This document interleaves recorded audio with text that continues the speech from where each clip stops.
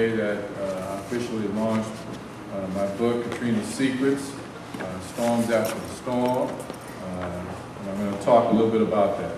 I want to accomplish a couple of quick things. I don't have a lot of time, but I want to make sure that you guys had a chance to get a review copy and get an idea of what I'm trying to accomplish here.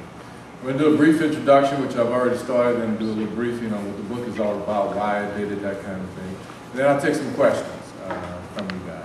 And then I got to kind of run, so we'll see what happens. The first question is why? Why did I write a book? Initially coming out of office in May of 2010, my original intent was only to put together a personal library.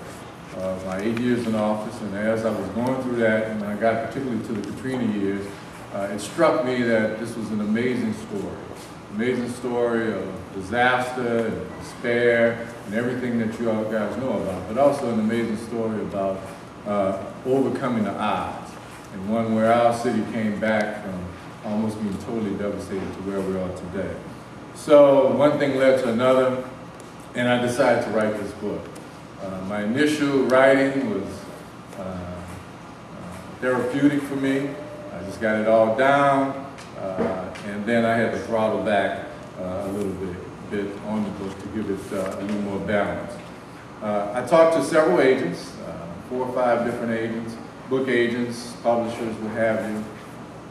And the thing that struck me about them is they all had a little different take on what the book should do and what it should say. They wanted to downplay this, they wanted to emphasize that, and the final straw for me was when they told me that once I turned over my manuscript to an established publisher, then pretty much they had control of the story, and I just never got comfortable with it.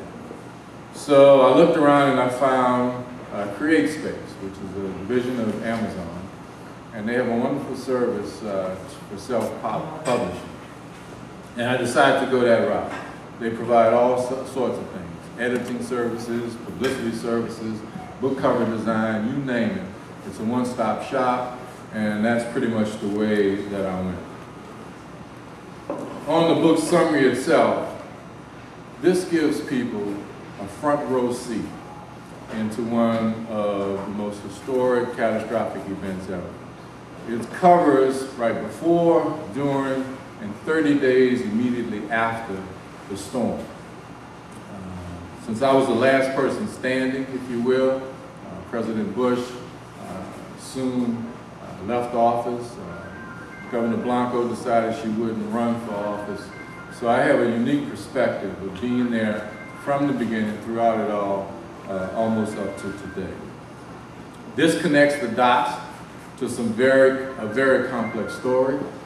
As a matter of fact, once I Googled Katrina in New Orleans, and there was as many as 50 million search results that came out.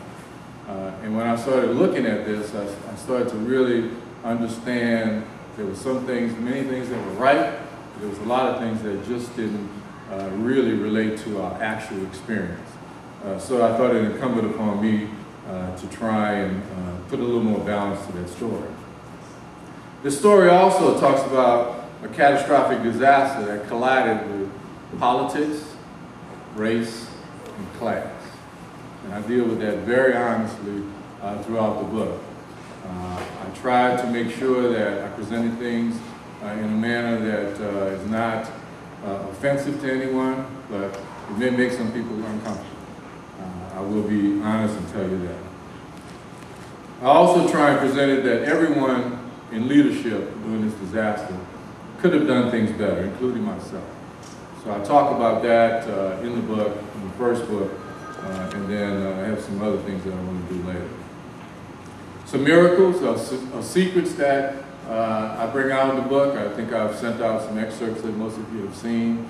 I told a story about this near riot that happened in the Superdome, and divine intervention, in my opinion, had a rain cloud that came over and kind of calmed everybody down.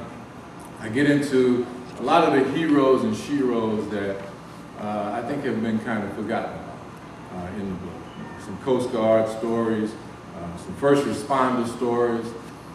I understand what's going on with our police department and You know, we got a new trial that's coming out, and I think that's all well and good. And I think whoever did anything that crossed the line during Hurricane Katrina should be fully punished by the full extent of the law. But I also think we're doing a disservice to our police department, because the entire police department was not involved in those nefarious acts. But we're painting all of them the same way. And this book tries to put that more in balance by talking to you about some of the heroic, amazing things that our police department and our fire department and all of the other first responders did.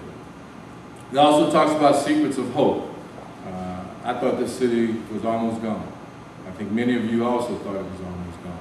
My first helicopter ride up to survey the damage brought me to tears until I came around and we flew up the Mississippi River and got to Treme and to Jackson Square. And there I saw that some of our key historic assets were still in place. And I knew at that particular point in time that we would rebuild this great city, which we are still in the process of doing. So I'll talk about that in detail. I cover recovery strategies. You know, we've gotten beaten up and, you know, things have been kind of torn and twisted and what have you. But this city has come from being totally dark, evacuated 3 separate times, 100%, to now what you see today, where we're on the road to full recovery. And our unemployment is at historic lows. There's construction everywhere. There were recovery strategies that were set in place very early on that are now paying dividends for us. So I cover those to make sure those are in proper perspective. And then finally, I talk about this book from the perspective and ask the question, are we really ready as a nation for another disaster like Hurricane Katrina? My answer to you is no. And the reason why I say that is because none of the fundamentals have been changed. The Stafford Act is still the same. The way, for the most part, we react to disasters. New Orleans is going to be fine. We've got a great hurricane protection system. We've updated all our evacuation systems, the whole 9 yards. But I'm talking about our nation. I don't think is as prepared for the next major disaster. And since Hurricane Katrina, there's been almost 400 major declared disasters. And the numbers are increasing. And the frightening thing to me is that natural disasters are now being linked with man-made disasters. Katrina and levees, Japan, tsunami, and earthquakes. We have some fault lines for earthquakes in California, but there's a huge fault line that exists in Tennessee. And I'm very concerned about us having another disaster that could cause us some major problems. Chapters, there's 12 chapters in the book. First one is Rainbow Storms. I put kind of New Orleans in the context or in perspective of our history, how we do things uniquely in New Orleans, and how that kind of set the stage for some of the scenes that America and the world saw during Hurricane Katrina. Secondarily, chapter 2 is the mandatory evacuations. It talks about the struggles and the decisions and whether we called it on time or whether it was late. I talked about this pretty extensively. That's one of the things that I think about. One of the regrets I have is maybe I should have called that evacuation a little bit earlier. There was an 8-hour window overnight. I was waiting for our legal team to get together, get the paperwork together, because that had never been done in our almost 300-year history. Then I talk about the devastated levees in chapter 3, and chapter 4 talks about some of the things that I really didn't appreciate. And that was the spin that was going on by levels above it. And we were in the Superdome and in the Hyatt. We were dealing with the disaster from a front row seat, pretty much dealing with the people directly. And then I would turn on my little crank-up radio and I would hear all these press conferences that were basically saying, everything's okay, don't worry. It's not as bad as you guys think. Nobody's suffering in the Superdome. And that really ticked me off. And I highlight a helicopter visit that I had from some officials that kind of put in perspective of some of the spin and some of the games that were happening. Then chapter 5 is about the helicopter, my first helicopter ride, which brought me to tears. I also highlight something that I had some Blackwater type guards to come visit me in the Hyatt. And they basically came to visit me in the Hyatt, and they burst into the Hyatt and said, "We're here to protect the mayor. We're taking over." The Blackwater guards. And then that's an incredible scene. We held them at bay, and lo and behold, they had two teams. And the second team was trying to get into my room at the Hyatt on the 27th floor. And who knows what they were trying to do. But it's an interesting scene about who sent them, and why did they come, and why were they so concerned about taking control and so-called protecting me, and then also getting into my room to do who knows whatever. Chapter 6 is about the John Wayne dude. Everybody knows about General Honore. And interesting, while that was happening, FEMA secretly evacuated the city. They took all their people and moved them to Baton Rouge. I don't think many people know that. So their view to what was really happening was kind of blinded at that point, as they also abandoned the city. Chapter 7 deals with the radio cuss-out, which, you know, that went viral, and y'all know the story on that. Chapter 8 deals with Air Force One. Amazing machine, if you ever get a chance to go on it. But it also deals with the intrigue, the political intrigue that we collided with. You had a Republican president, a Democrat governor, a Democrat mayor. There's all sorts of stuff going on about who was going to control the recovery, dollars that were coming. There was the Posse Comitatus Act. I don't know if you're familiar with that. That's all covered in that. That the Posse Comitatus Act is basically a federal law that was passed during Reconstruction time. And it was designed, it was passed by the South to control the Congress at the time. It was designed to slow the federal government down from enforcing the end of slavery. That law is still on the books. And it basically says that a governor, a sitting governor, has to ask the president in, or federal troops in, before they can come in. So supposedly, theoretically, the president cannot come in and do law enforcement and respond to a disaster like Katrina, which I don't buy into, but that was the law that was being touted as something that slowed things down. Chapter 9 talks about the blame game, and I bring forward some very dramatic things that happened. We had some NOPD officers who committed suicide, how that affected us, how that affected my police chief, you know, the whole 9 yards. So I get into that very honestly to tell that story from an insider's perspective. Chapter 10 brings Oprah Winfrey in. She came to visit the Superdome, and she visited us and insisted that she go into the Superdome, so I kind of highlight all of that and her philanthropy that happened after that. And then I also take you on a little trip where General Chertoff invited me, or Secretary Chertoff invited me to visit him at Zephyr Field. It was the first time I had gone out there, and it was a press event. I didn't know that. I thought we were going to discuss some really serious things. And when I got out there, all the supplies that we had been wishing for, hoping for, begging for, praying for, were at Zephyr Field in the Saint Stadium. They had portalettes. I couldn't even number all of them. They had portable lights that we could have used to light up the Superdome area to keep people feeling safe. They had food, they had water, they had ice. They even had a watermelon that was chilling in ice. All of this was stationed right outside of the city when we needed it most inside the city. So I cover that in detail. Then chapter 11, I deal with a lot of people like to call the shadow government. I go into my meeting in Dallas about some forces that were pushing for this city to be rebuilt in a certain way, and I basically rejected that, and I've been catching hell ever since. I also outlined after that meeting, I had several interesting meetings after that, and I was doing some amazing mental gymnastics.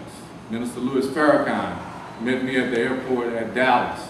We had a meeting. He was very concerned about the rumors that were out there about the levees being blown. So I'll get into that. And then I left there, flew to New Orleans, and had a big meeting with President Bush on the Iwo Jima. So I highlight what happened during that particular meeting, which you might find interesting. And then chapter 12, I kind of wrap it all up. As we were starting to make some progress, I think I did an excerpt on this. The president did his famous speech from Jackson Square, which to me was not what it was portrayed to be. The city was still dark at the time. The president came in, his people came in, they erected this incredible lighting system that lit up Jackson Square and made it look like New Orleans was okay and was already recovered. And that was the backdrop, the scene of this amazing speech that he gave, which was pretty good. But after it was over, they dismantled everything, took all their lights, their equipment, and didn't leave one thing in the city of New Orleans. And I call it the Disney light speech, because they lit Jackson Square where it looked like Cinderella's castle, whatever that castle is, at Disney. And then I also start to get into some attempts, in my humble opinion, that local government was being minimized. And certain things were being put in place to try and minimize our impact and our effect on how we would rebuild the city on the basis of equity and fairness for everyone. And then it kind of ends with, you know, we thought nature was finished with us, but it wasn't, because we had another major hurricane coming our way, Hurricane Repeal. So that's kind of the briefing, ladies and gentlemen, of what the book is all about. Its availability, it went live today. You can order it on Amazon.com. I'm self-publishing this book through them. You can also get a download on Kindle. It's available on iBooks, which means that iPhones, iPads, whatever they have out there, you can get it on that. If you have a Nook, you can also get it on Nook. If you have Sonys, you can get it on Sony. If you have the new BlackBerry device, you can get it on that. So my strategy is a little bit different than most authors. Sure, I want you to have a copy of this book. It's great. But I think we would be most effective in telling the story and getting people to download it digitally. And that's the quickest way I think we can spread this out. I've been getting great response to the book. Even surprised me. Just got back from New York. Did the Matt Lauer show. Did Weather Channel. Did Ebony, Telemundo. Did the Jon Stewart show. As a matter of fact, somebody was telling me something in the paper today about the Jon Stewart show. Front page. Huh? Front page. Front page? Wow. It's the Comedy Channel, isn't it? I'm just saying. Comedy Channel. I've also done MSNBC.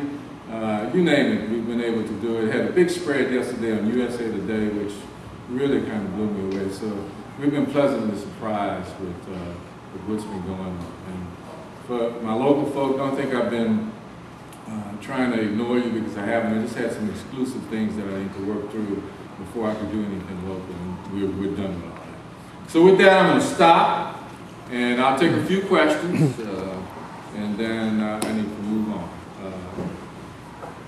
Go ahead. I have two questions. I'm Donald Shipman with Life Pages Magazine. My first question is, what's the most important perspective in your front page journey to government? What's the most important perspective on government that you gained from your experience? What's my most important perspective on government? Well, the first thing I'll tell you, we have a long way to go in dealing with disasters. The local government has a tremendous responsibility, and I acknowledge that. But when a local government runs out of resources, we're not really clear about what happens after that. And that's where I assume that the state and the federal government step in pretty quickly to supplement what we were lacking. And that basically didn't happen. That's my first thing. My second thing is that, man, politics, race, and class matters during the disaster. And I know people don't like to talk about that, but it does. I don't think if this would have happened in Orange County, I've said